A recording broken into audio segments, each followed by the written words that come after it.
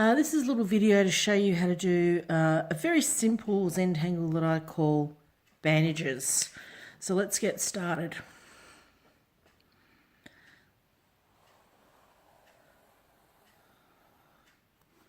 I'm going to just turn my book around a little bit, sorry guys.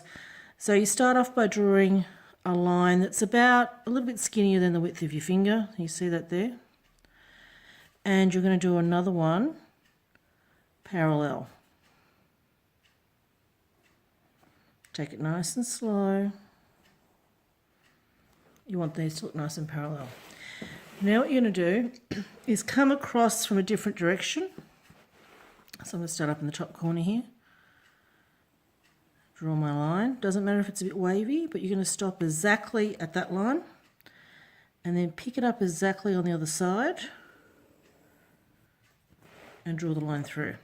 And then we're going to draw another parallel line about the same width. This looks much better if you keep your lines at the same width. Oops, I've got a bit of a shadow on the page. Trying to give you some light, I've got a bit of a shadow. And then pick this up exactly on the opposite side. If these don't meet up, you lose the illusion that it's the ribbon or the bandage is passing underneath the other one. And then continue through. Now I'm going to turn my book around and come across from another part of the book. Take your time, matching up to the other side.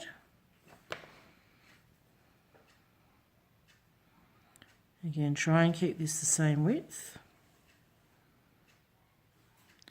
And basically what you do is you just keep filling up your book or your page with these strips, turning it around.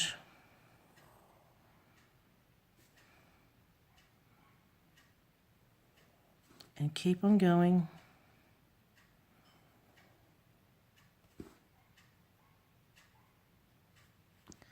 until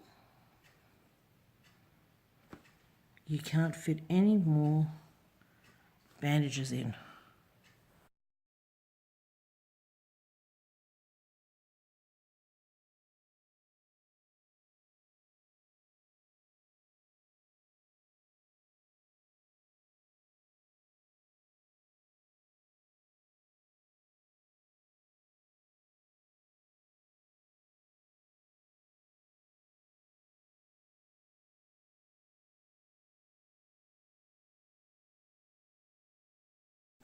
Okay, so you may have noticed this is a pretty simple zentangle, but as with most simple things, you need to do it really, really well. And mine's a little bit dodgy, but you need to do it really, really well for it to be effective. So have a go at that. I want to add a lot more to this still. I want to make some of these big spaces a little bit smaller. You would have noticed I was constantly turning the visual diary as I went, just so I can optimize that I'm always drawing down towards myself, using my hand down this way, and also so I can look at it from different perspectives to check where I've got large spaces. So I'm going to finish this off a little bit. Hopefully you get the idea. Go and have a practice, and later on I'll have another video showing you how to colour this in or shade it so it looks really 3D. Okay, bye all.